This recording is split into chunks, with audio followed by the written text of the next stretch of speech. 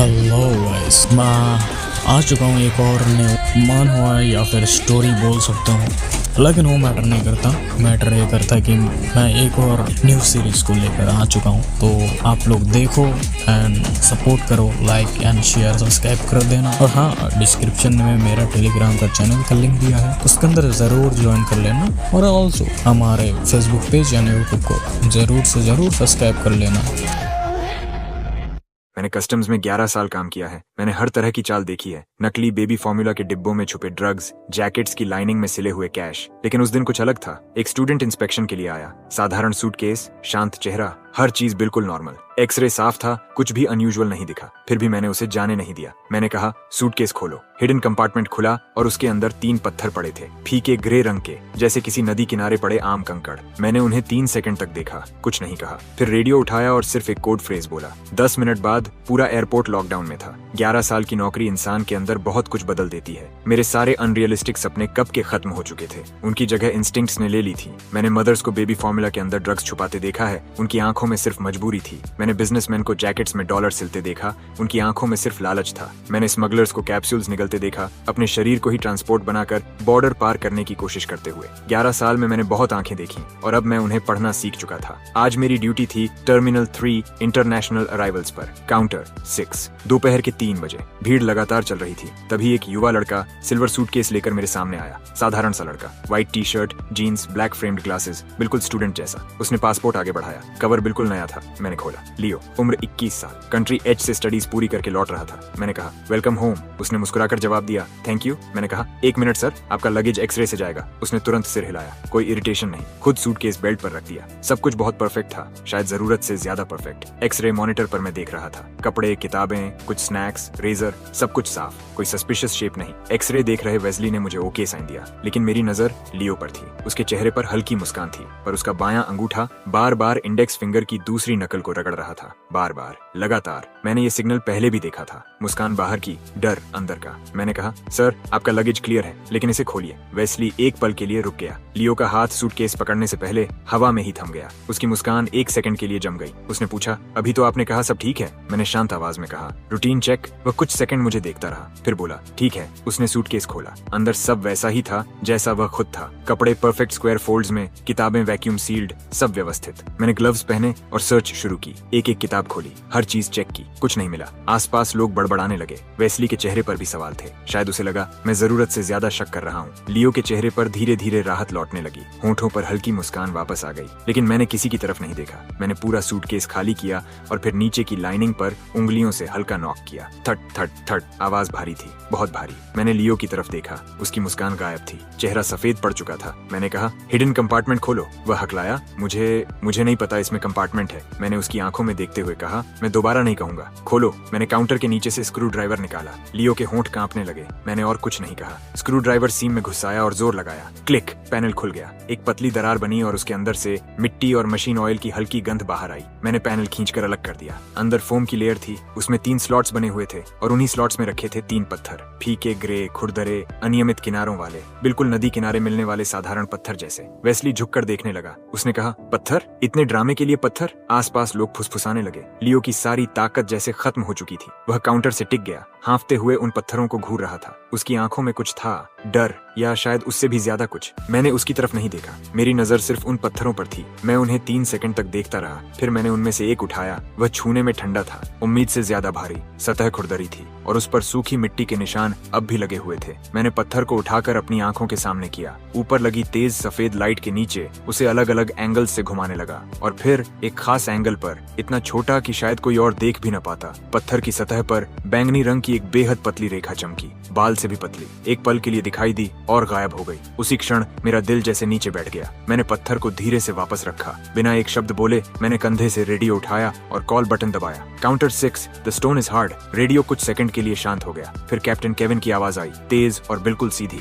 Copy. सिर्फ 10 minute बाद terminal 3 का हर एग्जिट सील कर दिया गया। अचानक पूरे एयरपोर्ट में पियर्सिंग अलार्म्स गूंज उठे। अलार्म बजते ही इंस्पेक्शन हॉल फट पड़ा। लोग चीखने लगे, बच्चे रोने लगे। स्पीकर्स पर इमरजेंसी इवैक्यूएशन अनाउंसमेंट्स लगातार चलने लगे। हर तरफ अफरा तफरी मच गई। लियो वहीं फर्श पर गिर गया। उसके चेहरे से खून जैसे गायब हो चुका था, लेकिन मैंने उसकी तरफ देखा तक नहीं। सबसे पहले मैंने तीनों पत्थर वापस कंपार्टमेंट में रखे, पैनल बंद किया, सूटकेस बंद किया और उसके ऊपर एविडेंस सील लगा दी। तभी पूरी तरह आर्म्ड एयरपोर्ट टैक्टिकल पुलिस अंदर घुस आई। उन्होंने पूरे एरिया को घेर लिया। कोई नहीं हिलेगा, सब वहीं खड़े रहो। उनकी आवाजें पूरे शोर को चीरती हुई निकल रही थीं। कैप्टन केविन तेज कदमों से मेरी तरफ आया। उसके साथ कस्टम्स एंटी स्मगलिंग यूनिट के 2 ऑफिसर्स थे। उसके माथे की नसें तक उभर आई थीं। मैंने तुरंत रिपोर्ट दी। टारगेट लियो, मेल, उम्र 21, कंट्री एच से रिटर्निंग स्टूडेंट। हिडन कंपार्टमेंट में 3 पत्थर मिले। The stone is hard. Captain Kevin की आंखें सिकुड़ गईं। कस्टम्स प्रोटोकॉल में द स्टोन इज हार्ड सबसे ऊंचे स्तर का नेशनल सिक्योरिटी अलर्ट था। अगर ये कोड एक्टिवेट हो जाए तो इसका मतलब होता था ऐसा स्मगलिंग केस जो देश के मूल हितों को हिला सकता है। इसके बाद मामला कस्टम्स के हाथ से बाहर चला जाता था। सीधा नेशनल सिक्योरिटी टेक ओवर करती थी। केविन और मैं 7 साल से साथ काम कर रहे थे। मैंने ये कोड फ्रेज पहले कभी इस्तेमाल नहीं किया था, एक बार भी नहीं। वह जानता था मैं मजाक नहीं कर रहा। उसने पूछा, तुम श्योर हो? मैंने जवाब दिया, 100%। केविन ने तुरंत रेडियो उठाया। This is captain Kevin of capital airport inspection division, initiating special containment protocol. Target identified at terminal 3, counter 6, requesting immediate take over by top special operations. 20 minute भी नहीं बीते थे कि रिस्ट्रिक्टेड रूट से 3 काली सिडैंस सीधे टारमैक पर आकर रुकी। उनमें से सूट्स पहने लोग उतरे। सबकी आंखें तेज थीं। सबसे आगे एक लगभग 30 साल की महिला थी। उसकी नजर ब्लेड जैसी थी। उसके कपड़ों पर कोई बैज नहीं था, लेकिन जैसे ही वह उतरी, एयरपोर्ट सिक्योरिटी चीफ आगे बढ़ा और उसे सल्यूट किया। Selina, top special operations incident commander. Captain Kevin ने इशारा किया। सेलिना ने सीधे पूछा, टारगेट और एविडेंस कहाँ है? केविन ने आर्मर्ड व्हीकल की तरफ इशारा किया, जहां लियो ले जाया जा रहा था, और दूसरी तरफ मेटल एविडेंस केस की ओर। फिर सेलिना ने पूछा, डिस्कवरी किसने की? मैंने आगे बढ़कर कहा, मैंने।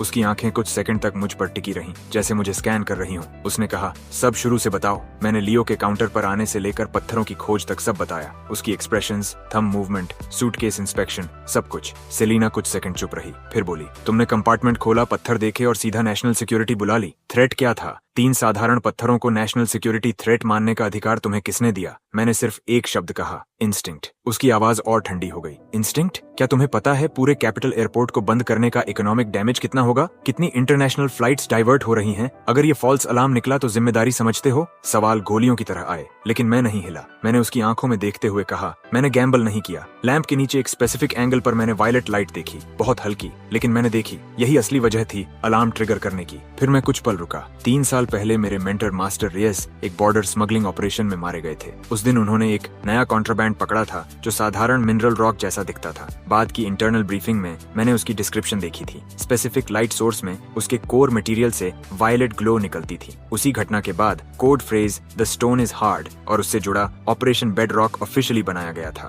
पूरे कस्टम सिस्टम में इस डिटेल को 5 लोगों से भी कम लोग जानते थे। कैप्टन केविन उनमें से एक था, लेकिन सेलिना साफ तौर पर नहीं जानती थी। उसने ठंडी हंसी छोड़ी। Violet light? क्या तुमने बहुत ज्यादा नॉवेल्स पढ़ लिए हैं? फिर उसने आदेश दी, एविडेंस को आइसोलेशन लैब में ले जाओ। टेक टीम तुरंत एनालिसिस शुरू करे। टारगेट को इंटेरोगेशन रूम ले जाओ, और मुझे एक प्राइवेट रूम चाहिए, साथ में ये कस्टम्स ऑफिसर भी। जब तक मैं कंक्लूजन पर नहीं पहुंचती, ये एयरपोर्ट नहीं छोड़ेगा। इन्वेस्टिगेशन के लिए ऑन कॉल रहेगा। इतना कहकर वह मुड़ी और उसके हील्स की आवाज पूरे फ्लोर पर तेज गूंजती चली गई। कैप्टन केविन ने मेरी तरफ देखा। उसकी आवाज धीमी थी, डेमियन, मैं अपनी यूनिफॉर्म तुम्हारे भरोसे दांव पर लगा रहा हूँ। फिर उसने गहरी सांस ली और चुप हो गया। अगले कुछ घंटे बेहद दर्दनाक थे। मुझे एक छोटे ब्रेक रूम में रखा गया। बाहर 2 ऑफिसर्स गार्ड पर खड़े थे। न फोन, न बाहर से कोई संपर्क। समय जैसे रुक गया था। बाहर रात उतर चुकी थी। टर्मिनल 3 अब भी लॉकडाउन में था। टारमैक खाली पड़ा था, किसी गोस्ट सिटी जैसा। शायद बाहर तूफान मचा हुआ था, लेकिन मेरे अंदर अजीब सी शांति थी। मुझे अपनी आंखों पर भरोसा था और अपने मेंटोर पर उससे भी ज्यादा। करीब आधी रात को दरवाजा जोर से खुला। सेलिना अंदर आई, पहले से भी ज्यादा ठंडी। उसकी आंखों में दबा हुआ गुस्सा जल रहा था।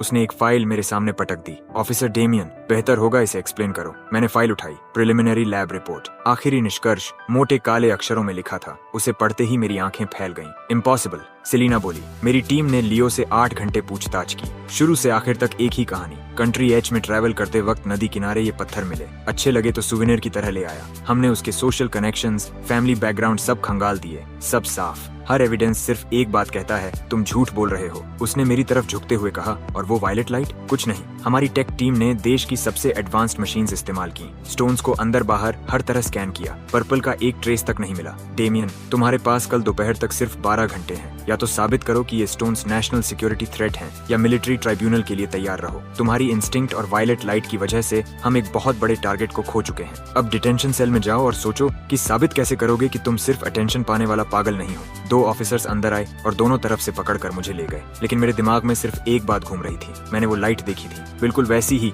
जैसी 3 साल पहले ब्रीफिंग फोटो में थी। तो गलती कहाँ हुई? मुझे एक बिना खिड़की वाले सेल में बंद कर दिया गया। अंदर सिर्फ लोहे का बिस्तर था। मैं बैठ गया और खुद को शांत किया। फिर दोपहर की हर घटना दोबारा चलाने लगा, फ्रेम बाय फ्रेम। लियो, उसका चेहरा, उसकी मूवमेंट्स, उसका बायां हाथ, वो लगातार उंगलियां रगड़ना। और फिर अचानक मुझे याद आया, जब मैंने कंपार्टमेंट खोला और पत्थर देखे, उसकी टेंशन अपने पीक पर थी। लेकिन जब मैंने पत्थर उठाकर लैंप के नीचे देखा, डर के अलावा उसके चेहरे पर कुछ और भी था। अचानक मेरी आंखें खुल गईं। राहत, उसके चेहरे पर राहत थी, लेकिन क्यों? फिर मेरे दिमाग में जैसे बिजली गिरी। उसे राहत इस बात की थी कि मैं गलत लाइट इस्तेमाल कर रहा था। मैं तुरंत उठ खड़ा हुआ। दरवाजा खोलो, मुझे सिलीना से मिलना है, एविडेंस फिर से जांचना है। मुझे पता चल गया क्या गलती हुई। दरवाजे के बाहर कैप्टन केविन खड़ा था। उसका चेहरा थका हुआ था, आंखें लाल थीं। साफ था कि उसने भी नहीं सोया था। उसने सिर्फ कहा, चलो। मैं उसके साथ लंबे कॉरिडोर से गुजरा। चलते हुए उसने कहा, मैंने लैब रिपोर्ट भी पढ़ी। डेमियन, मामला बहुत बड़ा बन चुका है। मैंने तुरंत कहा, कैप्टन, मैंने झूठ नहीं बोला। समस्या स्टोन्स नहीं है, प्रॉब्लम लाइट में है। केविन रुक गया। कौन सी लाइट? मैंने गहरी सांस ली।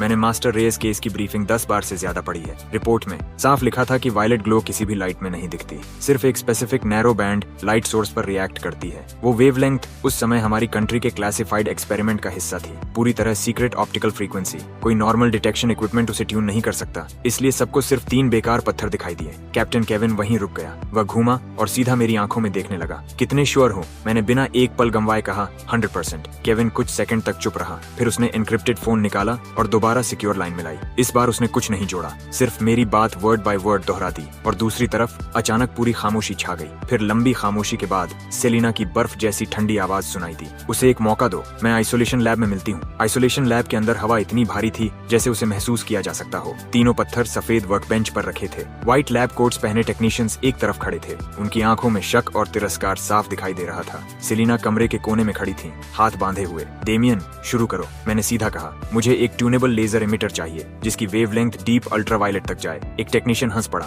तुम्हें पता भी है क्या मांग रहे हो? Deep UV? तुम्हें ये कोई साईफाई लैब लग रही है? सेलिना ने बिना एक्सप्रेशन बदले कहा, जो कह रहा है करो। टेक्नीशियन नाखुश दिखा, लेकिन चला गया। थोड़ी देर बाद एक प्रिसीजन इंस्ट्रूमेंट अंदर लाया गया। उसने कहा, ये शहर में अभी उपलब्ध सबसे एडवांस्ड इक्विपमेंट है, 200 nm तक जा सकता है। काफी है। मैंने सिर हिलाया, फिर आगे बढ़ा और लैब की सारी लाइट्स बंद कर दी। Full blackout mode. एक एक करके सारी रोशनी बुझ गई। पूरा कमरा अंधेरे में डूब गया। सिर्फ मशीन की स्क्रीन का हल्का हरा ग्लो मेरे चेहरे पर पड़ रहा था। मैंने गहरी सांस ली और वेवलेंथ ट्यून करना शुरू किया। 760 nm से नीचे, रेड, ऑरेंज, येलो, ग्रीन। लेकिन वर्कबेंच पर रखे तीनों पत्थरों में कोई बदलाव नहीं आया। वही फीके, वही बेजान। मेरे माथे पर पसीना आने लगा। टेक्नीशियन बोला, देखा, मैंने कहा था ना ट्रिक्स बंद करो। सेलिना के माथे पर भी शिकन आ गई। उसका धैर्य खत्म हो रहा था, लेकिन मैंने किसी की तरफ नहीं देखा। 400 nm, 300, अल्ट्रावायलेट बैंड में प्रवेश, 250। सेलिना की आवाज आई, ऑफिसर डेमियन, तुम्हारा समय खत्म हो रहा है। मैंने दांत भींचे और डायल घुमाता रहा। फिर अचानक इंडिकेटर एक संख्या पर आकर रुका, 217.3 नैनोमीटर्स। मेरा हाथ वहीं जम गया। यही नंबर था, वही नंबर जो मैंने 3 साल पहले मास्टर रेस की रिपोर्ट में देखा था, एक्सपेरिमेंटल पैरामीटर के रूप में चिन्हित। मैंने धीरे से सिर उठाया और वर्कबेंच की तरफ देखा,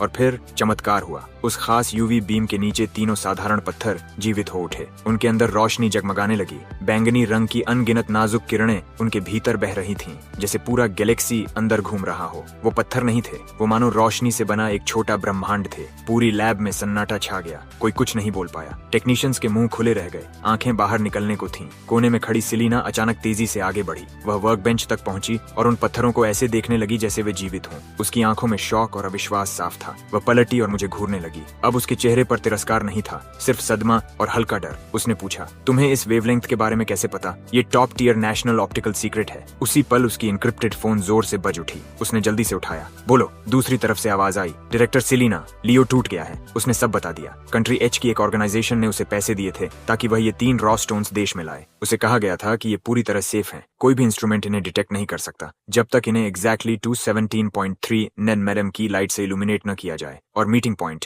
सेलिना के हाथ से फोन फिसल गया। उसके चेहरे का रंग उड़ चुका था। अब उसे समझ आ गया था। मैं उस क्लासिफाइड फ्रीक्वेंसी को इसलिए नहीं जानता था कि मेरी क्लियरेंस उससे ऊंची थी। मैं जानता था क्योंकि ये जानकारी 3 साल पहले मेरे मेंटोर की जान देकर मिली थी और उसने लगभग उस इंसान को मिलिट्री ट्राइब्यूनल भेज दिया था जो एक हीरो की आखिरी विरासत उठा रहा था। लैब में इतनी खामोशी थी कि सब एक दूसरे की धड़कन तक सुन सकते थे। उन 3 पत्थरों के अंदर बहती वायलेट गैलेक्सी जैसे हमारी अज्ञानता का मजाक उड़ा रही थी। कैप्टन केविन ने फोन उठाया। मीटिंग पॉइंट कहाँ है? जवाब आया, नेशनल डिजिटल लाइब्रेरी, 3री मंजिल, सेक्शन सी, लॉकर 307। समय दोपहर 3 बजे। सिर्फ 2 घंटे बचे हैं। केविन ने फोन रखा और सेलिना की तरफ देखा, लेकिन सेलिना मुझे देख रही थी। उसकी आंखों में अब बहुत कुछ था, शक, अविश्वास, पछतावा और हल्का सम्मान। फिर उसने धीरे से खुद को सीधा किया और मेरे सामने गहरा फॉर्मल बो किया। नेशनल सिक्योरिटी की एक सीनियर ऑफिसर एक साधारण कस्टम्स ऑफिसर के सामने झुक रही थी। आसपास खड़े टेक्नीशियंस और एंटी स्मगलिंग ऑफिसर्स पूरी तरह स्तब्ध थे, लेकिन मैं एक कदम भी पीछे नहीं हटा। मैंने सेलिना की माफी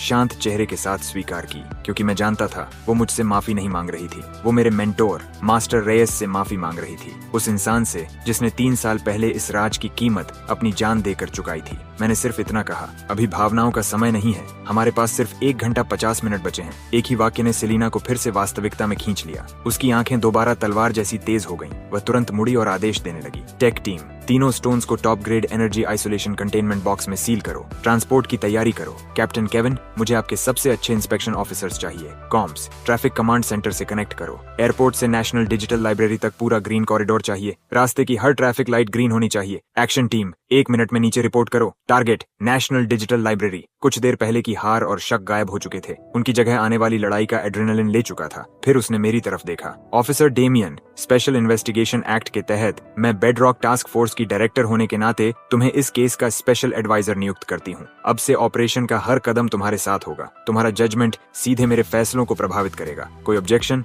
मैंने बिना रुके कहा, नन। सेलिना ने सिर हिलाया। अच्छा, मूव आउट। सिर्फ 5 मिनट बाद 3 काली सेडान्स और 2 कस्टम्स असॉल्ट व्हीकल्स का कॉन्वॉय एयरपोर्ट के रिस्ट्रिक्टेड रूट से गरजता हुआ बाहर निकला। सायरन्स पूरे शहर को चीर रहे थे, जैसे कोई काली तलवार शहर के बीच से गुजर रही हो। मैं मिडिल कार की बैक सीट में बैठा था। बाईं तरफ सेलिना थी, दाईं तरफ कैप्टन केविन। कार के अंदर का माहौल दम घोंटने जैसा था। सेलिना एन्क्रिप्टेड टैबलेट में तेजी से फाइल्स स्क्रॉल कर रही थी। लियो ने सब कबूल लिया। वह सिर्फ करियर था, सबसे बाहरी मोहरा। उसे पैसे देकर इस्तेमाल किया गया। जिस ऑर्गेनाइजेशन ने उसे भर्ती किया वह खुद को आर्क कहती है, एक बेहद सीक्रेटिव इंटरनेशनल ऑर्गेनाइजेशन। हमारे पास उसका कोई रिकॉर्ड नहीं। उनका लक्ष्य था किसी भी कीमत पर इन रॉ स्टोन्स को देश में पहुंचाना। केविन ने पूछा, ये चीज आखिर है क्या? सेलिना ने सिर हिलाया। पता नहीं, नेशनल सिक्योरिटी डेटाबेस में इन स्टोन्स का कोई रिकॉर्ड नहीं, जैसे ये कहीं से अचानक आ गए हों। कुछ पल बाद उसने और कहा, लियो के मुताबिक आर्क ने उसे बताया कि ये स्टोन्स हेवन का गिफ्ट हैं, गॉड की, ऐसी चीज जो दुनिया बदल सकती है। गॉड की। मैंने खिड़की से बाहर गुजरती सड़कों को देखा।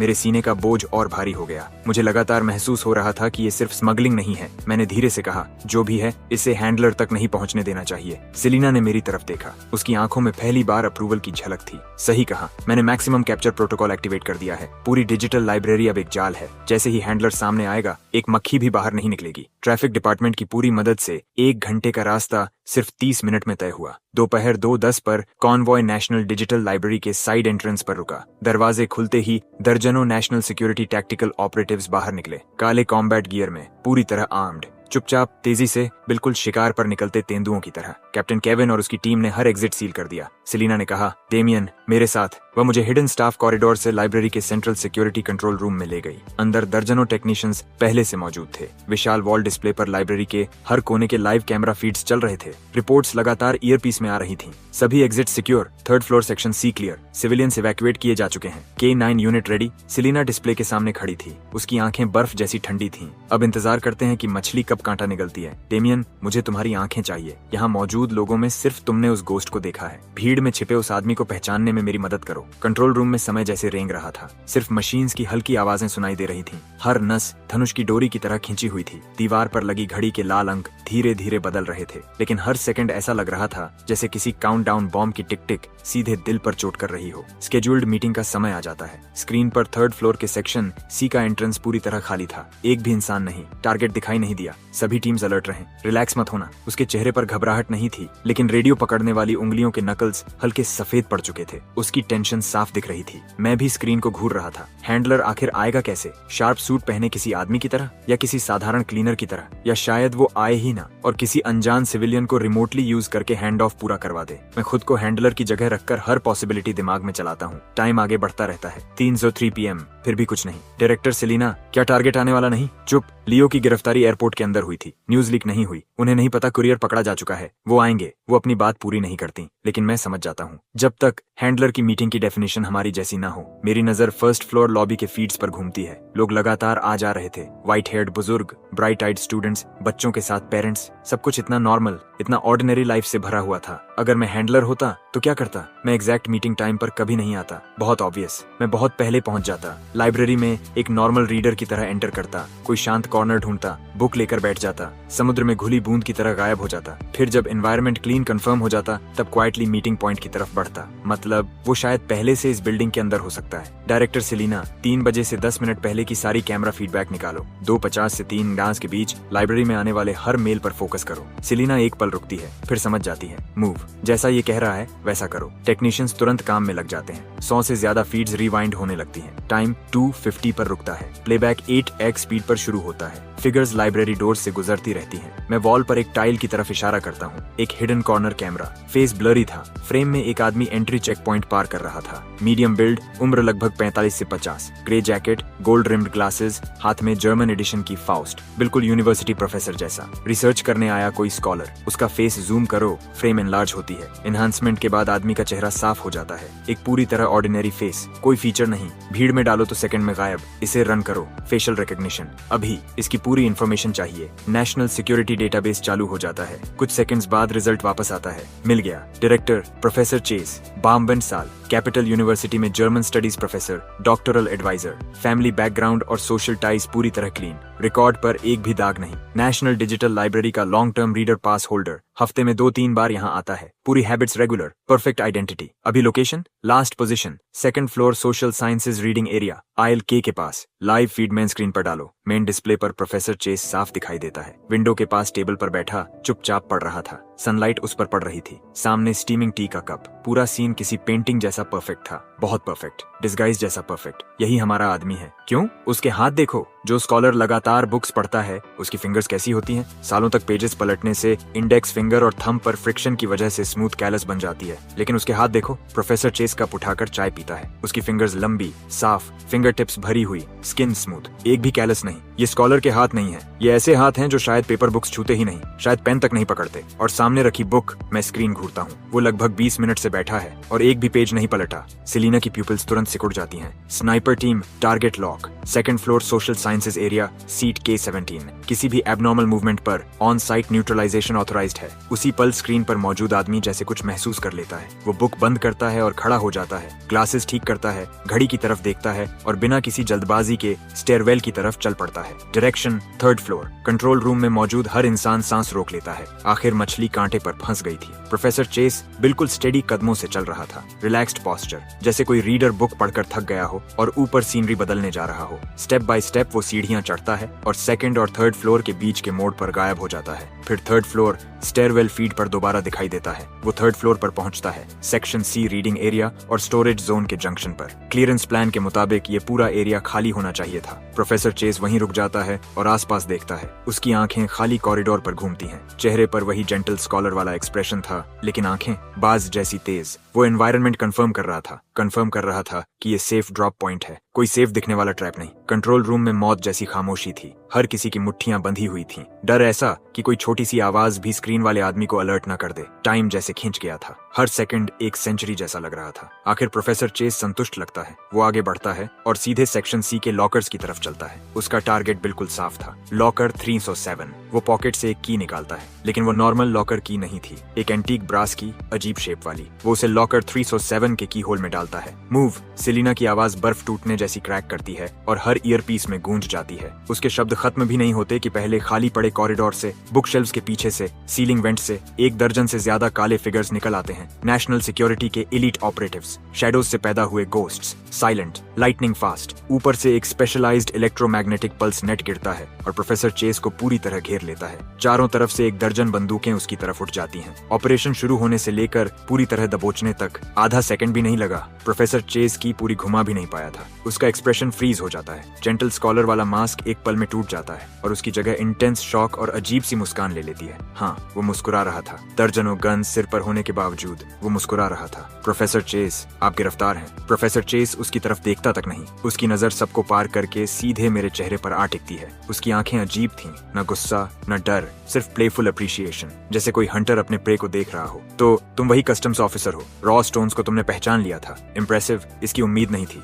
गेट कीपर्स के अलावा अभी भी तुम्हारी जैसी आंखें बची हैं। लगता है आर्क की इंटेलिजेंस अपडेट करनी पड़ेगी। उसे ले जाओ। 2 ऑपरेटिव्स आगे बढ़ते हैं और उसके हाथों में स्पेशलाइज्ड हैंडकफ्स लगा देते हैं। दूसरी टीम बॉडी सर्च शुरू करती है और लॉकर 307 खोलती है। उसके पास जो मिलता है वो बेहद सिंपल था। वॉलेट, कुछ बैंक कार्ड्स, कैश, सबसे पुराना नोकिया फोन जिसमें स्मार्ट फीचर्स तक नहीं, और वो जर्मन कॉपी ऑफ फॉस्ट। न वेपन, न पॉइजन, न कोड बुक। किसी एजेंट के लिए हद से ज्यादा क्लीन। जैसे ही प्रोफेसर चेज मुझे क्रॉस करके ले जाया जा रहा था, वो अचानक रुक जाता है, सिर मेरे कान के करीब लाता है और इतनी धीमी आवाज में फुसफुसाता है कि सिर्फ हम दोनों सुन सकते थे। जब तुम अबिस को घूरते हो, अबिस भी तुम्हें घूरता है। रियल वर्ल्ड में स्वागत है। ऑपरेटिव्स उसे फिर धक्का देकर आगे बढ़ाते हैं। कोल्ड स्वेट मेरी शर्ट भिगो देता है। पैरों से लेकर सिर तक बर्फ जैसी ठंड दौड़ जाती है। ये आदमी मुझे जानता है। वो यहाँ हैंड ऑफ के लिए नहीं आया था। लाइब्रेरी में एंटर करने के पल से शायद उसका टारगेट मैं था। ये एक ट्रैप था, एक डेथ ट्रैप मेरे लिए। लेकिन अब बहुत देर हो चुकी थी। जैसे ही प्रोफेसर चेज का शरीर एलिवेटर में धकेला जाने वाला होता है, उसकी गर्दन अचानक ऐसे एंगल पर मुड़ती है जैसा इंसानी शरीर कर ही नहीं सकता।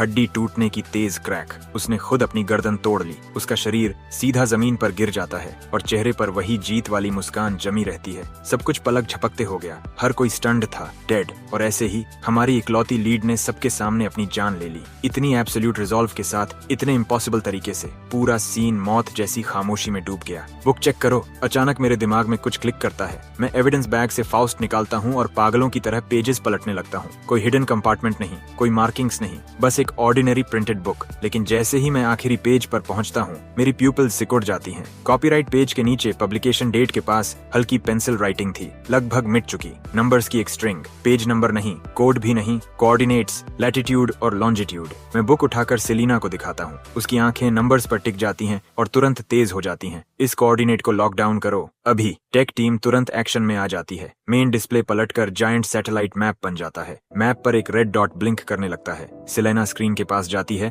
और उसे घूरती रहती है। ये जगह कहाँ है? टेक्नीशियन तेजी से जूम करता है। डॉट सिटी आउटस्कर्ट्स की एंडलेस माउंटेन्स के बीच था। Director coordinate Kunlun biological research centre की तरफ पॉइंट कर रहा है। Kunlun biological research centre. Selina का शरीर झटके से हिलता है। वो गिरने से बचने के लिए टेबल पकड़ लेती है। उसकी नजरें रेड डॉट पर जम जाती हैं, जैसे उसे जलाकर खत्म कर देना चाहती हूँ। क्या ये वही सीक्रेट बेस नहीं जो 10 साल पहले अबैंडन हुआ था? कोऑर्डिनेट वहाँ क्यों जा रहा है? कंट्रोल रूम दोबारा खामोश हो जाता है। Kunlun biological research centre. National security के लोगों के लिए ये नाम टैबू था। सील्ड सीक्रेट्स, नेशन के सबसे क्लासिफाइड एक्सपेरिमेंट्स, वो चीजें जिनका नाम कोई नहीं लेता। 10 साल पहले अचानक डिजास्टर के बाद उस बेस को ऑफिशियली अबैंडन्ड घोषित कर दिया गया था। उससे जुड़ी हर फाइल हाईएस्ट लेवल क्लासिफिकेशन में परमानेंटली सील कर दी गई थी। नाम तक लेना बंद। और अब प्रोफेसर चेज मरने से पहले आखिरी क्लू वहीं छोड़ गया था। मैं मैप पर माउंटेन्स से घिरे उस रेड डॉट को घूरता हूँ। मेरा इंस्टिंक्ट चिल्ला रहा था, ये हमारी सोच से कहीं ज्यादा गहरा है। सेलिना की आंखें फिर शार्प हो जाती हैं, लेकिन इस बार उनमें डाउट नहीं था,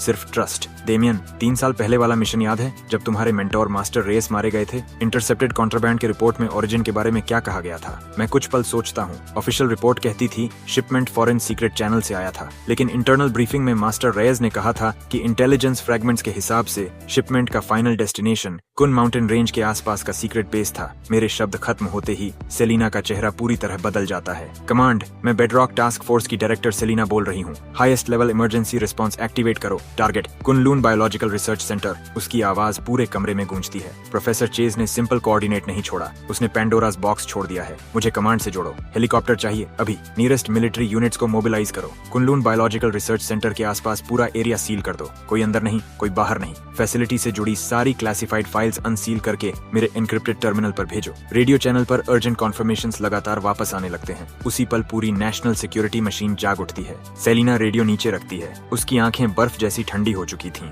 डेमियन, शायद हम किसी ऐसे मेलस्ट्रॉम में घुस गए हैं जिसकी कल्पना भी नहीं की थी। प्रोफेसर चेज की मौत एंड नहीं थी, बिगिनिंग थी। उसकी नजर फिर स्क्रीन पर जाती है, उस रेड डॉट पर, जैसे वहां कोई इनविजिबल चीज जाग रही हो। 10 मिनट बाद military helicopter national digital library की रूफटॉप पैड पर उतरता है। रोटर ब्लेड्स की गूंज पूरी रात को हिला देती है। सेलिना, कैप्टन केविन और मैं हेलीकॉप्टर में चढ़ जाते हैं। कैबिन डोर सील हो जाता है। चॉपर हवा में उठता है, तेजी से ऊपर जाता हुआ। एक जायंट स्टील रैप्टर जो रात को चीरता हुआ सिटी आउटस्कर्ट्स के कुनलून रेंज की तरफ उड़ रहा था। बाहर नाइट विंड चीख रही थी। कैबिन के अंदर बैठा मैं नीचे शहर की दूर होती लाइट्स देख रहा था, लेकिन मेरा दिल और भारी होता जा रहा था। जब तुम अबिस को घूरते हो, एबिस भी तुम्हें घूरता है। रियल वर्ल्ड में स्वागत है। आखिर ये रियल वर्ल्ड क्या छुपा रहा है? कुन biological research centre, raw stones, मेरे मेंटोर की मौत, आखिर ये सब एक दूसरे से कैसे जुड़े हैं? मैं गहरी सांस लेता हूँ और अपनी मुट्ठियां कस लेता हूँ। आगे जो भी हो, मैं उसे खींचकर रोशनी में लाऊंगा। हेलीकॉप्टर अंधेरी रात को चीरते हुए उड़ता रहता है। लगभग 40 मिनट बाद हम कुन बायोलॉजिकल रिसर्च सेंटर के ऊपर पहुंचते हैं। ऊपर से देखने पर ये माउंटेन्स के बीच छुपा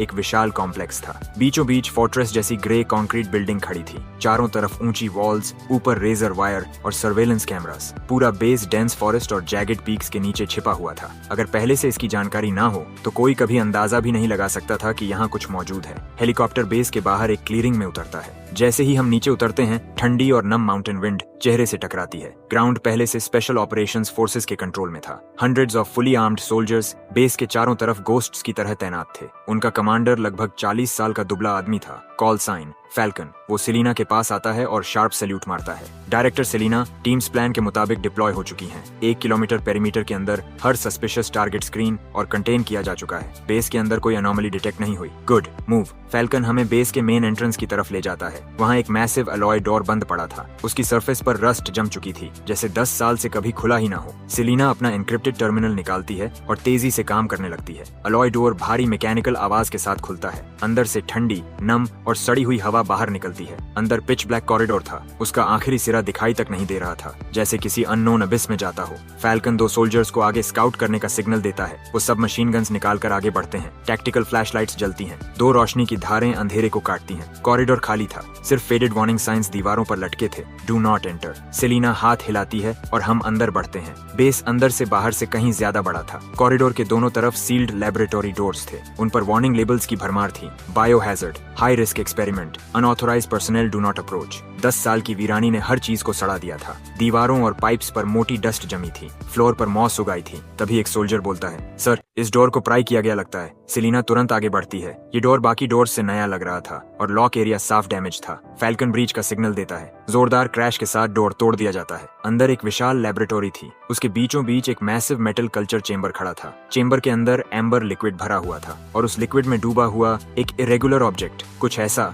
जो एयरपोर्ट पर मिले रॉ स्टोन्स जैसा दिख रहा था। लेकिन ये कहीं बड़ा था, लगभग आधे इंसान जितना ऊंचा, जैसे कोई विशाल बदसूरत ट्यूमर शांति से फ्लूइड में तैर रहा हो। उसके चारों तरफ डेंस ट्यूब्स और केबल्स जुड़े हुए थे जो एक जायंट कंट्रोल कंसोल तक जा रहे थे। कंसोल स्क्रीन्स पेल ग्रीन ग्लो दे रही थी। उन पर कॉम्प्लेक्स बायोलॉजिकल डेटा और एनर्जी रीडिंग्स चल रही थी। ये क्या है? Raw stone? ये जिंदा है। मेरी आंखें चेंबर के अंदर मौजूद जायंट स्टोन पर टिक जाती हैं। वो स्थिर नहीं था। उसकी सरफेस हिल रही थी, हल्की लहरों जैसी, जैसे वो सांस ले रहा हो। फैल्कन तुरंत आदेश देता है, इस लैब को अभी लॉकडाउन करो, कोई पास नहीं जाएगा। एयर, वाटर और सॉइल टेस्ट शुरू करो। बायोहैजर्ड लीक है या नहीं पता करो। Move. Biochemical detection team suit पहनकर अंदर घुसती है। सेलिना कंसोल तक जाती है और तेजी से काम करने लगती है। वो एनक्रिप्टेड टर्मिनल को कंसोल से कनेक्ट करती है। मैसिव क्लासिफाइड डेटा ट्रांसफर शुरू हो जाता है। कुछ देर बाद रिपोर्ट आती है, डायरेक्टर, रिजल्ट्स आ गए। एयर, वाटर, सॉइल सब नॉर्मल है, लेकिन लैब के अंदर एनर्जी फ्लक्चुएशंस एक्सट्रीम है, जैसे कोई हाई आउटपुट न्यूक्लियर रिएक्टर लगातार पावर जनरेट कर रहा हो। न्यूक्लियर रिएक्टर एक रॉ स्टोन रिएक्टर लेवल की एनर्जी जनरेट कर रहा है। सेलिना अचानक कंसोल से सीधी खड़ी हो जाती है। उसकी आंखें फिर चेंबर की तरफ घूमती हैं,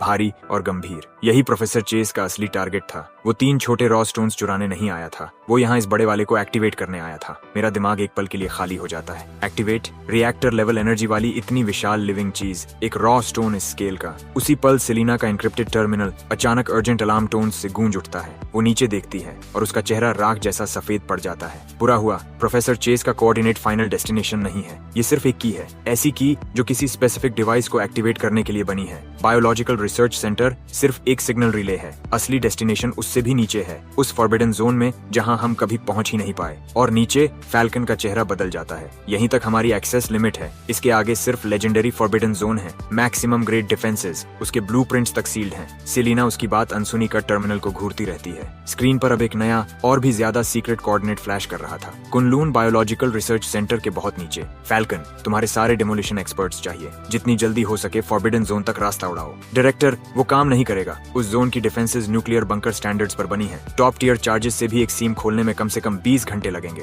20 घंटे? सेलिना की आवाज ठंडी हो जाती है। हमारे पास इतना समय नहीं है। लियो ने पहले ही बताया था मीटिंग टाइम आज 3 बजे था। प्रोफेसर चेस लाइब्रेरी में ठीक 3 बजे सिर्फ हमें रोकने आया था, टाइम बाय करने। उसने कोऑर्डिनेट एक्टिवेट किया, यहाँ के रॉ स्टोन को एक्टिवेट किया, लेकिन उसका असली उद्देश्य नीचे फॉरबिडन जोन एक्टिवेट करना था। अगर मैं सही हूँ तो अंदर की चीज पहले से एक्टिवेट हो चुकी है। उसकी नजर जायंट रॉ स्टोन पर जाती है। उसकी सरफेस अब पहले से ज्यादा तेज रिपल कर रही थी। एम्बर लिक्विड हल्की वायलेट ग्लो देने लगा था। ये बड़ा रॉ स्टोन एनर्जी कन्वर्टर है। ये किसी नेचुरल एनर्जी को अब्सॉर्ब करता है और प्रोफेसर चेस के कोऑर्डिनेट के जरिए उसे सिग्नल में बदल देता है। वही सिग्नल फॉरबिडन जोन एक्टिवेट कर रहा है। मेरी बात सुनकर सेलिना की आंखों में चमक आ जाती है। तुम सही हो, उस जोन के अंदर सपोजिडली वो चीज दबी है जो हमारे देश को दशकों पहले मिली थी। आउटर स्पेस से आई कोई mysterious object, highest level classification, code name God की। कुन बायोलॉजिकल रिसर्च सेंटर उसी पर सीक्रेट रिसर्च करने के लिए बनाया गया था, लेकिन रिसर्च के दौरान कुछ अनकंट्रोलेबल हो गया और हमें उसे सील करना पड़ा। मेरी सांस अटक जाती है। प्रोफेसर चेस का हेवन का गिफ्ट और गॉड की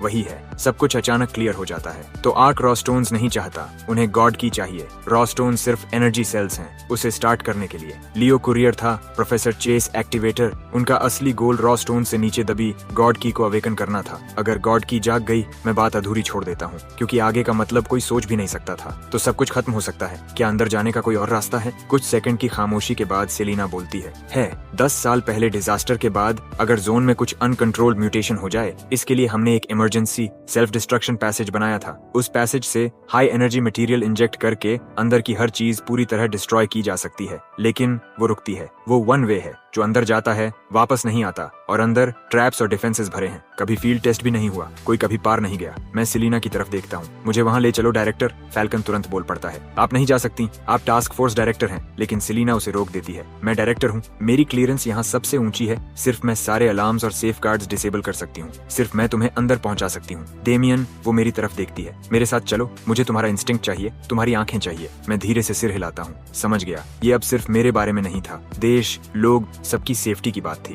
फैल्कन की आंखों में सम्मान की हल्की चमक उभरती है। वो कुछ नहीं कहता, बस हमें बेस के और भी गहरे हिस्से में एक हिडन कॉर्नर तक ले जाता है। वहाँ एक अलॉय डोर खड़ा था, जो आसपास की दीवार से अलग ही नहीं दिख रहा था। सेलिना के एन्क्रिप्टेड कमांड पर डोर धीरे धीरे खुलता है और उसके पीछे एक पैसेज दिखाई देता है, पहले से ज्यादा गहरा, ज्यादा अंधेरा, ज्यादा ठंडा। एंट्रेंस पर एक लाल वार्निंग साइन लगा था, no entry for the living. मैं गहरी सांस लेता हूँ और सेलिना की तरफ देखता हूँ। उसका चेहरा डरावनी हद तक शांत था। चलो, और मैं उसके पीछे अंदर कदम रख देता हूँ। कैप्टन केविन और फैल्कन बाकी सोल्जर्स के साथ एंट्रेंस पर पोजीशन संभाल लेते हैं। डोर बंद होने से पहले सेलिना आखिरी बार बोलती है, ध्यान से सुनो, जो भी हो, मेरे ऑर्डर के बिना कोई पास नहीं आएगा, कोई अंदर नहीं आएगा। रूल तोड़ने वालों को देखते ही गोली मार दी जाएगी। एलॉय डोर धीरे धीरे हमारे पीछे सील हो जाता है। उसी पल हमारा बाहर की दुनिया से हर कनेक्शन कट जाता है। अननोन डार्कनेस हमें पूरी तरह निगल लेती है। अब सिर्फ हमारी अपनी हार्ट बीट सुनाई दे रही थी और मौत जैसी घुटन भरी गंध बढ़ती जा रही थी। यही फॉरबिडन जोन था। एलॉय डोर ने बाहर की दुनिया से हर रिश्ता काट दिया था। डार्कनेस मोटी काली स्याही की तरह चारों तरफ लिपटी हुई थी, ठंडी, नम और रस्टेड मेटल और सड़ी हुई धूल की स्मेल से भरी। सेलिना टैक्टिकल फ्लैशलाइट ऑन करती है। सफेद रोशनी की एक धार 10 साल की खामोशी को चीर देती है। लाइट के सामने एक लंबा पतला टनल दिखाई देता है, जो नजरों से परे तक जा रहा था। दीवारें कंक्रीट की नहीं थीं, किसी अनजान डार्क सिल्वर मेटल से बनी हुई। सरफेस इतनी स्मूथ कि एक भी सीम नहीं, जैसे पूरा टनल किसी एक जायंट मेटल ब्लॉक से कार्व किया गया हो। सेलिना धीमी आवाज में बोलती है, 10 साल पहले का highest grade military alloy. Theory के मुताबिक ये छोटी न्यूक्लियर ब्लास्ट भी झेल सकता है। पास रहो, अब से हम फुल कॉम्बैट रेडीनेस में हैं। कोई भी अनकंफर्म्ड लिविंग थिंग हॉस्टाइल मानी जाएगी। फ्लैशलाइट के बिना भी मैं आसपास की आउटलाइंस मुश्किल से देख पा रहा था। टनल बहुत लंबा था। हम करीब 5 मिनट चले होंगे कि अचानक मेरा दिल जोर से सिकुड़ जाता है। सीधा सामने से इंटेंस डेंजर की लहर आती है। रुको, सेलिना उसी पल रुक जाती है। वेपन सीधा आगे, शरीर धनुष की तरह तना हुआ। क्या हुआ? आगे कुछ है, पता नहीं क्या, लेकिन डेंजरस है। पक्का? पूरी तरह। मैं सामने अंधेरे में घूरता हूँ। खतरे का एहसास बढ़ता जा रहा था, जैसे डार्कनेस में कोई इनविजिबल आंख हमें ठंडेपन से देख रही हो। सेलिना बिना सवाल किए पॉकेट से ग्लो स्टिक निकालती है और आगे फेंक देती है। वो लगभग 50 मीटर उड़कर फ्लोर पर गिरती है। उसी पल कॉरिडोर लाल रोशनी से फट पड़ता है। अनगिनत ब्लड रेड बीम्स एक दूसरे में जुड़कर आधे सेकंड से भी कम वक्त में जायंट 3D लेजर ग्रिड बना देती हैं। ग्लो स्टिक हवा में ही पाउडर बन जाती है। Infrared triggered laser grid. Selina की आवाज भारी हो जाती है। मिलिट्री की टॉप टियर डिफेंस ट्रिगर हुआ तो कुछ भी जिंदा नहीं बचता। वो मेरी तरफ देखती है। तुमने महसूस कैसे किया? इंस्टिंक्ट। अब मैं कॉरिडोर को घूरता हूँ। ऐसे सिस्टम्स हमेशा पैटर्न पर चलते हैं, या फिक्स्ड इंटरवल या ओवरराइड कोड। हमारे पास कोड नहीं है तो इंतजार करेंगे, या पावर खत्म होने का या शट डाउन विंडो का, और हम अंधेरे में इंतजार करते हैं। 1 minute, 5, 10। Standard defence systems power बचाने के लिए पल्स साइकिल्स पर चलते हैं, हमेशा एक्टिव नहीं रह सकते। तभी सेलिना कुछ सोचती है। वो पॉकेट से छोटी मेटल बॉल निकालती है और धीरे से पैर से आगे धकेलती है। बॉल फ्लोर पर लगभग बिना आवाज के रोल करती है। 1 मीटर, 2, कुछ नहीं। इंफ्रारेड नहीं, मोशन भी नहीं। तो ट्रिगर क्या है? अचानक समझ आता है। Sound trigger. ग्लो स्टिक गिरते वक्त हल्की आवाज हुई थी, लेकिन ये बॉल सॉलिड है, आवाज लगभग नहीं। सेलिना की प्यूपिल्स सिकुड़ जाती हैं। वो हाथ उठाकर साइलेंस सिग्नल देती है, फिर आगे इशारा करती है। मीनिंग साफ था। अब से कोई आवाज नहीं, सांस नहीं, हार्ट बीट तक नहीं। लगभग इम्पॉसिबल। हमारी आंखें मिलती हैं और दोनों को एक ही चीज दिखती है, रिजॉल्व। दो गोस्ट्स की तरह हम धीरे, बहुत धीरे किलिंग जोन में कदम रखते हैं। जब आखिर मैं जोन के बाहर निकलता हूँ, मेरी कॉम्बैट गियर पूरी तरह पसीने से भीग चुकी थी। हम बच गए थे, लेकिन राहत लेने का वक्त नहीं मिला। कॉरिडोर के आखिर में एक डोर दिखाई देता है, अलॉय डोर, थोड़ा खुला हुआ। गैप से सिकली पेल लाइट बाहर निकल रही थी। सेलिना और मैं एक दूसरे को देखते हैं। वो टैक्टिकल साइन देती है। वो ब्रीच करेगी, मैं कवर। हम दोनों वॉल से चिपक कर आगे बढ़ते हैं। दिल फिर गले तक आ चुका था। सेलिना जोर से डोर पर किक मारती है। डोर खुलता है। वो रोल करते हुए अंदर घुसती है और मैं उसके ठीक पीछे। लेकिन जैसे ही हम अंदर का दृश्य देखते हैं, हम दोनों पूरी तरह जम जाते हैं। ये एक विशाल सर्कुलर सेंट्रल कंट्रोल चेंबर था, लगभग बास्केटबॉल कोर्ट जितना बड़ा। दीवारों पर अनगिनत बड़े डिस्प्ले स्क्रीन्स लगे थे, लेकिन हर स्क्रीन बंद थी। चेंबर पूरी तरह बर्बाद हो चुका था। टेबल्स और चेयर्स उलटे पड़े थे। डॉक्यूमेंट्स पूरे फ्लोर पर बिखरे हुए थे। हर चीज पर धूल की मोटी परत जमी थी, जैसे 10 साल पहले डिजास्टर के उसी पल समय रुक गया हो। और उस भारी खून की बदबू का सोर्स सामने उठा हुआ प्लेटफॉर्म था। उसके नीचे दर्जन से ज्यादा बॉडीज, व्हाइट लैब कोट्स पहने हुए, लेकिन अब सिर्फ सूखी स्केलेटन्स बची थीं। कुछ के हर छेद से खून निकला था, चेहरे दर्द से मुड़े हुए, हड्डियां टूटी हुई। कुछ के सीने में किसी शार्प वेपन से विशाल छेद कर दिया गया था। यही था 10 साल पहले के डिजास्टर का सीन, नरक का दृश्य। सेलिना की आवाज धीमी पड़ जाती है। ये कुन-लून प्रोजेक्ट के कोर रिसर्चर्स थे। मेरे टीचर प्रोफेसर थियोडोर भी प्रोजेक्ट लीडर्स में से एक थे। इंसिडेंट के बाद उन्हें मिसिंग घोषित किया गया था। मैंने कभी नहीं माना कि वो यहाँ मरे होंगे। उसकी आंखें स्केलेटन्स में किसी फैमिलियर चेहरे को ढूंढ रही थीं। मैं उसे डिस्टर्ब नहीं करता, बस फुल अलर्ट होकर चेंबर को देखता रहता हूँ। मेरा इंस्टिंक्ट चिल्ला रहा था, ये जगह लेजर कॉरिडोर से भी ज्यादा खतरनाक है। मेरी नजर प्लेटफॉर्म पर जाती है। बीच में एक विशाल सर्कुलर डिप्रेशन था, जो अब खाली था, लेकिन उसके किनारों पर अजीब वायलेट क्रिस्टल्स लगे हुए थे। सेलिना धीरे से बोलती है, यहीं गॉड की रखा जाता था। मैं सिर हिलाता हूँ। 10 साल पहले ये यहाँ से गायब नहीं हुआ। मेरी आवाज भारी हो जाती है। इसे रिलीज किया गया था। सेलिना एक स्केलेटन के पास झुकती है। बॉडी दर्द की हद वाली पोजीशन में जमी हुई थी, दोनों हाथ अपने ही सिर को पकड़े हुए,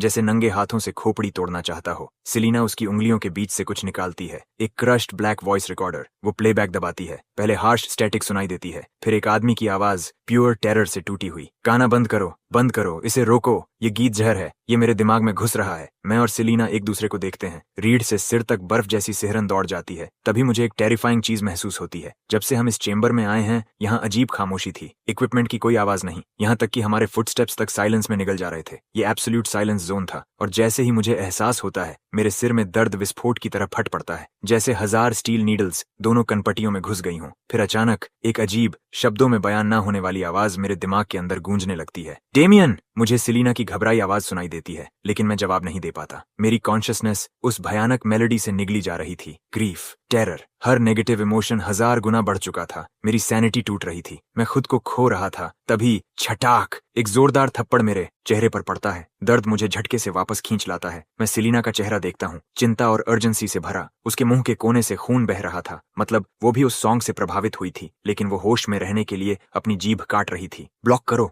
मत सुनो, मत सोचो, माइंड पकड़ कर रखो, ये साइकिक अटैक है। मैं दांत भींच लेता हूँ। खून का स्वाद मुंह में फैल जाता है। मैं हर ध्यान दर्द पर लगाने की कोशिश करता हूँ, उस सॉन्ग का विरोध करने के लिए। और उसी पल मेरी चेस्ट पर लगा कस्टम्स बैज, मेरे मेंटोर की यादगार, एक साधारण सी चीज, अचानक हल्की गर्माहट छोड़ने लगता है। वो गर्मी पूरे शरीर में फैल जाती है और सीधा दिमाग तक पहुंचती है। क्योटिक मेलोडी उस वार्मथ के सामने पीछे हटने लगती है, जैसे अपना नेचुरल एनिमी देख लिया हो। वो तेजी से पीछे हटती है। मेरा दिमाग साफ होने लगता है। दर्द गायब हो जाता है। सेलिना मुझे अविश्वास से देखती है। तुम ठीक हो, मैं अपनी चेस्ट पकड़ता हूँ। इसने बचाया। ये क्या है? मेरे मेंटोर की कीपसेक पता नहीं क्यों ग्लो कर रही है, लेकिन लगता है ये साइकिक अटैक्स ब्लॉक कर सकती है। उसी पल पूरा सेंट्रल चेंबर जोर से हिलने लगता है। दीवारों पर बंद स्क्रीन्स एक एक करके जल उठती हैं, लेकिन उन पर डेटा नहीं था। एक आंख थी, एक विशाल डरावनी आंख, वायलेट वेन्स से भरी हुई। उसकी प्यूपल सीधे मुझ पर और सेलिना पर टिक जाती है। Unknown life forms detected, class 1 clearance की detected, ark project phase 2 initiated, objective eliminate anomalies. Ark project professor Chase का ऑर्गेनाइजेशन। उन्होंने इस जगह का कंट्रोल ले लिया था। उसके शब्द पूरे भी नहीं हुए थे कि प्लेटफॉर्म के बीच बना खाली गोलाकार गड्ढा धीरे धीरे नीचे से खुलने लगा। अज्ञात धातु से बनी एक लिफ्ट नीचे से ऊपर उठी और उसके ऊपर सिर्फ एक चीज रखी थी, एक विशाल अनियमित स्फीयर जो अनगिनत बैंगनी चमकते क्रिस्टल शार्ड से बना था। उसकी सतह टेढ़ी मेढ़ी और खुरदड़ी थी। पूरे स्फीयर पर गहरी आंख जैसी वॉर्टिसेस बनी हुई थीं।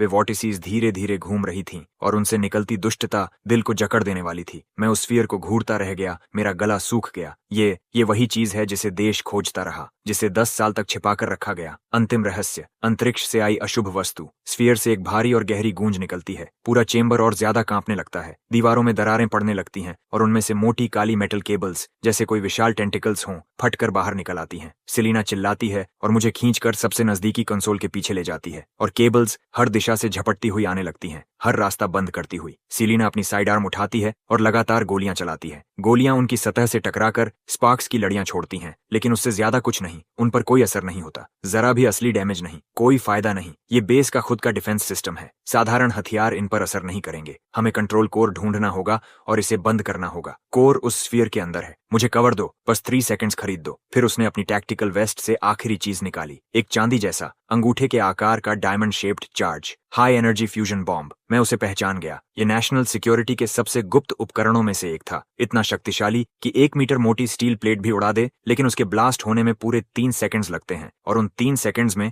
वह एक चलता फिरता निशाना बन जाएगी। नहीं, बहुत खतरनाक है। समय नहीं है, यही हमारा एकमात्र रास्ता है। उसने मुझे बहस का मौका भी नहीं दिया। वह कवर से बाहर लुढ़क गई। मैं दहाड़ा और अपनी मैगजीन की बची हुई सारी गोलियां खाली कर दी, लेकिन केबल्स पर नहीं। मैंने उनके ऊपर की सीलिंग पर निशाना लगाया। पुरानी वायरिंग और पाइप्स गोलियों से फट गईं और हर तरफ स्पार्क्स और भाप फैल गई। पूरा चेंबर धुएं और अंधी कर देने वाली बिजली की चमक से भर गया। कुछ पलों के लिए केबल्स की ट्रैकिंग रुक गई और उसी कीमती 1 सेकंड में सेलिना प्लेटफॉर्म तक पहुंच चुकी थी। उसने बॉम्ब एक्टिवेट किया और अपनी पूरी ताकत से उसे विशाल बैंगनी स्फीयर की तरफ फेंक दिया। अगले ही पल एक केबल ने उसे जोर से मारा और वह पूरे चेंबर में उड़ती चली गई। चांदी जैसा चार्ज हवा में एक बेबस आर्क बनाता हुआ आगे बढ़ा। उस पल जैसे समय रुक गया। फिर कान फाड़ देने वाला धमाका, एक विनाशकारी शॉक वेव फूटी। ऐसा लगा जैसे किसी तेज रफ्तार ट्रेन ने सीधे आकर टक्कर मार दी हो। मेरा शरीर हवा में उछला और फिर जमीन पर जा गिरा। उसके बाद सब अंधेरा हो गया। मुझे लगा मैंने देखा कि ब्लास्ट के केंद्र में मौजूद विशाल बैंगनी स्फीयर नष्ट नहीं हुआ। उसकी सतह सिर्फ टूटी थी, बस एक दरार, और उस दरार से धीरे धीरे ऊर्जा बह रही थी। ऐसी ऊर्जा जो किसी भी अबिस से ज्यादा अंधेरी थी, अंतरिक्ष के खालीपन से भी ज्यादा शुद्ध,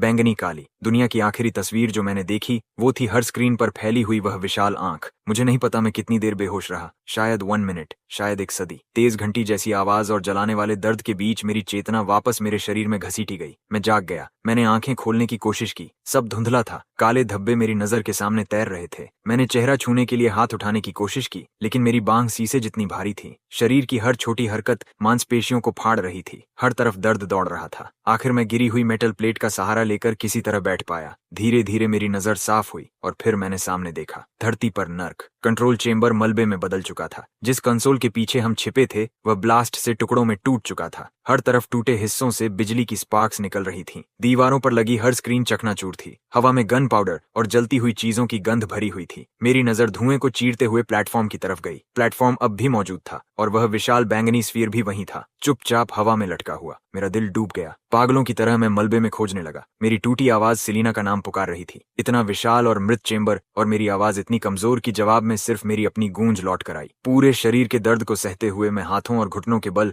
मलबे में रेंगने लगा। भारी मेटल के टुकड़े एक एक करके हटाने लगा। नुकीले किनारे मेरी उंगलियां काटकर लहूलुहान कर रहे थे, लेकिन मुझे कुछ महसूस नहीं हो रहा था। बस एक ही विचार, उसे ढूंढो, उसे ढूंढो। आखिरकार गिरे हुए सर्वर कैबिनेट्स के ढेर के पीछे मुझे सेलिना मिल गई। वह बिल्कुल स्थिर पड़ी थी, धूल और टूटे पत्थरों से ढकी हुई। उसका चेहरा कागज की तरह सफेद था, जैसे उसमें से सारा रंग खींच लिया गया हो। उसके मुंह के कोने से लाल खून की एक पतली लकीर बह रही थी। उसकी कम्बैट सूट कई जगह से फटी हुई थी, कपड़ों में खून फैल चुका था। उसकी आंखें बंद थीं, वह हिल नहीं रही थी। ऐसा लग रहा था जैसे वह सांस भी नहीं ले रही हो। मैं कांपते हुए हाथ आगे बढ़ाता हूँ और अपनी उंगलियां उसकी नाक के पास ले जाता हूँ। सांस बहुत हल्की, मुश्किल से महसूस होने वाली। वह जिंदा थी। मैं सावधानी से उसके ऊपर पड़ा मलबा हटाता हूँ और उसे बाहर निकालता हूँ। उसका शरीर हल्का और ठंडा था। मैं अपना कान उसकी छाती पर लगाता हूँ और फिर सुनता हूँ। धड़कन बेहद कमजोर लेकिन जिद्दी, शब्दों से भी ज्यादा जिद्दी। मैं उसके घाव देखने लगा। हालत बहुत गंभीर थी। मैं अपने कपड़े की एक अपेक्षाकृत साफ स्लीव फाड़ता हूँ और घाव पर कसकर दबाता हूँ, लेकिन ये काफी नहीं था। कुछ ही पलों में खून कपड़े से बाहर रिसने लगा। अगर ऐसा चलता रहा तो वह खून बहने से मर जाएगी। मैं क्या करूं?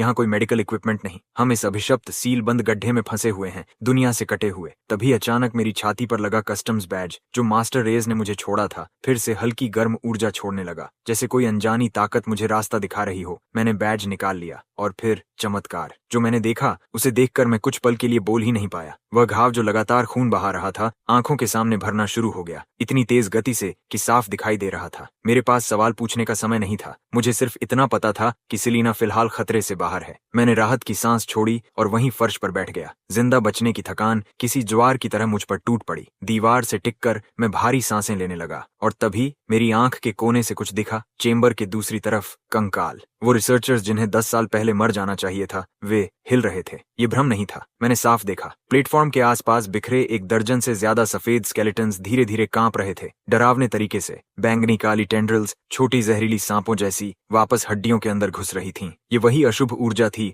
जो गॉड की दरार से बाहर निकल रही थी। वो गायब नहीं हुई थी, उसे नए होस्ट मिल गए थे। हड्डियों के एक दूसरे से रगड़ने की आवाज पूरे शरीर में सिहरन दौड़ा रही थी। फर्श पर पड़े स्केलेटन्स की हड्डियां जबरदस्ती दोबारा जुड़ रही थीं। वे धीरे धीरे उठ रहे थे। नहीं, वह खड़े होना नहीं था। उनके शरीर इंसानी एनाटोमी को चुनौती देने वाले आकार में मुड़ रहे थे। उस बैंगनी काली ऊर्जा ने उन्हें खड़ा कर रखा था और फिर उनके ऊपर कुछ उगने लगा। अर्धपारदर्शी क्रिस्टल्स जो अजीब बैंगनी चमक छोड़ रहे थे। कुछ ही सेकंड्स में स्केलेटन्स पूरी तरह बदल गए। अब वे इंसान नहीं लग रहे थे। वे विकृत ह्यूमनॉइड आकृतियों में बदल चुके थे जो बैंगनी क्रिस्टल से बनी थीं। उनके शरीर किसी अजीब पारदर्शी पदार्थ जैसे थे। उनके हाथों में कोई हथियार नहीं था। वे बस चुपचाप खड़े थे। 1 दर्जन से ज्यादा अदृश्य आंखों की जोड़ी अचानक सेलिना और मेरी तरफ मुड़ी। उसी पल मुझे लगा मेरी आत्मा जम गई। ये आखिर है क्या? गॉड की ऊर्जा। उसने शरीरों को दूषित कर दिया है। Purify, eliminate. तो यही उनकी योजना है। वे इस जगह को अपना घोंसला बनाना चाहते हैं। उसके शब्द सुनकर मेरी रीढ़ में ठंड उतर गई। घोंसला? क्या ये क्रिस्टल क्रीचर्स वही नई स्पीसीज थीं जिन्हें आर्क बनाने की कोशिश कर रहा था? और तभी हमारे बात करते करते वे चलने लगे। जो सबसे पास था उसने धीरे धीरे अपनी बांह उठाई और हमारी तरफ इशारा किया। फिर उसका शरीर पिघलने लगा, जैसे किसी मोम की मूर्ति को भयंकर गर्मी में डाल दिया गया हो। वह तेजी से बैंगनी चिपचिपे तरल में बदल गया। वह तरल जमीन पर फैलने लगा और जीवित चीज की तरह हमारी तरफ बहने लगा। उसका उद्देश्य हमला करना नहीं था, वह हमें बदलना चाहता था। सोचने का समय नहीं था। मैंने सेलिना को अपनी पीठ पर उठाया और दौड़ पड़ा। हमारा पीछे हटने का रास्ता बंद हो चुका था। ये जगह एक सील बंद निराशाजनक पिंजरा बन चुकी थी। मैं कहाँ जाऊं? मेरी आंखें टूटे कंसोल्स पर घूमी। ज्यादातर कबाड़ बन चुके थे, लेकिन कोने में दीवार में फंसा एक इमरजेंसी बैकअप टर्मिनल अब भी चालू था। उसकी स्क्रीन अब भी जल रही थी। सेलिना को पीठ पर लादे हुए मैंने अपनी बची हुई सारी ताकत इकट्ठी की और उसकी तरफ भागा। उसे नीचे रखा, दूसरे हाथ से धूल से भरी टच स्क्रीन को तेजी से चलाया और बेस का स्ट्रक्चरल मैप खोलने लगा। आखिरकार स्क्रीन पर 3 डायमेंशनल लेआउट दिखाई दिया और जो मैंने देखा उससे मेरी सांस अटक गई। ये जगह मेरी कल्पना से कहीं ज्यादा जटिल थी। जिस कंट्रोल चेंबर में हम थे उसके नीचे 5 और विशाल स्तर मौजूद थे।